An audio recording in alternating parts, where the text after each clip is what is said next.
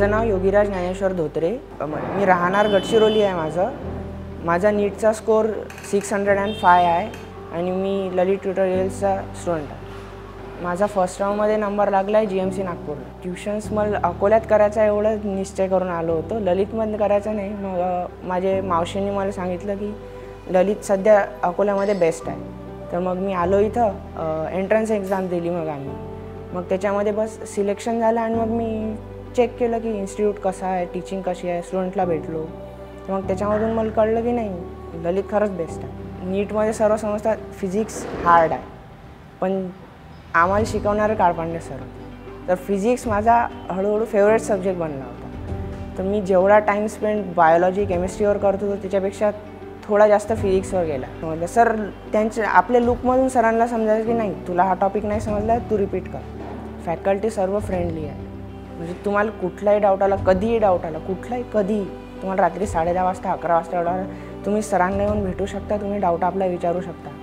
आणि टीचिंग स्किलचं सगळ्यांच्या चांगल्याच आहे. टेस्ट सिरीज म्हटलं तर बेस्ट पार्ट होता, कारण टेस्ट सिरीज जशी चालू झाली तर आम्हाला वाटायचं नाही आपलं होते का नाही, कारण माझा ॲव्हरेज स्कोर जरी काढला टेस्ट सिरीजचा 550 येईल. पण मग आम्ही सरांसोबत बोललो की सर हे असं होतं आहे. सर मग काय नाही, तुला 550 येतं आणि तू टेन्शन नको घेऊ. तुम्ही जरी ॲव्हरेज स्टुडंट असाल पण सर तुमच्यामधून खोरून काढतील तुमचं टॅलेंट की तुमच्यात काय आहे. कारण मी ॲव्हरेज स्टुडंट आहे, मला 10th मध्ये 80% होते. तर मग कोणी होपही नव्हती ठेवली की याचं होईल, हा रिपीट करेल तरी याचं होईल. पण नाही, मग सरांची आम्ही जे ते स्टेप्स सरांनी सांगितले ते फॉलो केले. Hard work is most important. माझ्या फॅमिलीमध्ये सर्वच सपोर्ट होते सर, आणि मोस्ट सपोर्टिव्ह माझी मावशी. मी 3 वर्ष मावशीकडेच काढले. तर मावशीने मला कधीच असा त्रास नाही होऊ दिला की नाही की तू हे कर ते कर, कधीच नाही. मावशी स्वतः 2 काम जास्त करायची पण माझ्यासाठी पूर्ण वेळ काढायची. आई बाबा काही प्रेशर काहीच नव्हतं माझं.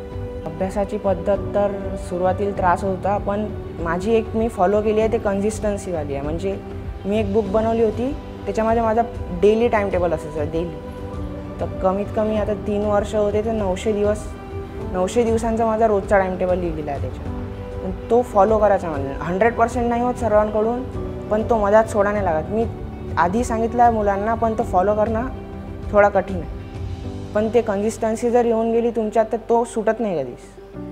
माझं नाव ज्ञानेश्वर शालिग्राम धोत्रे, मुक्काम पोस्ट दिग्रस बुद्रुक, तालुका पातूर, जिल्हा अकोला.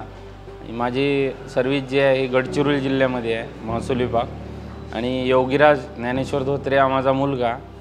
हे सर्व माहिती माझा मुलगा योगीराज ज्ञानेश्वर धोत्रे ह्याने सर्व माहिती वगैरे काढून स्वतःचा निर्णय घेतला.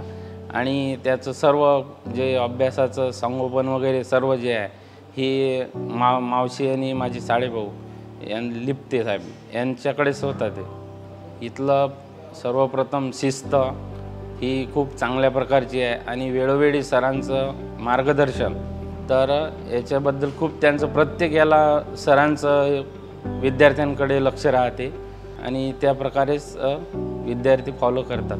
माझं नाव संगीता ज्ञानेश्वर धोत्रे आहे. योगीराज माझा मुलगा आहे.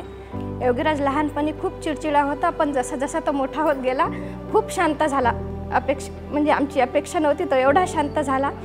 आणि इथं आल्यावर नंतर जेव्हा त्याचे स्कोर वाढत गेले तेव्हा आम्हाला अपेक्षा झाली की नाही हा काहीतरी करेल.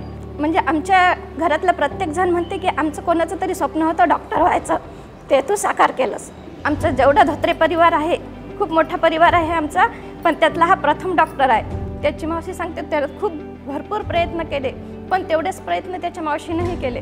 रात्री ते जागरण करून त्याला जेवण वगैरे भरवत होती. तो तिच्यावर रागवत होता, नाही मावशी मी अभ्यासच करत, मला जेवायचं नाही आहे. पण ती रात्रभर त्याच्यासाठी जागवून स्वयंपाक वगैरे कधी कधी गरम करूनही देत होती. आणि खूप आईपेक्षाही जास्त काळजी तिनं घेतली, खूप काळजी घेतली. तसेच त्याच्या काकाजीने पण खूप काळजी घेतली. त्याच्या भाऊ बहीण त्यांनी पण, म्हणजे त्यांनी सुद्धा घराचा त्याग केला त्याच्यासाठी.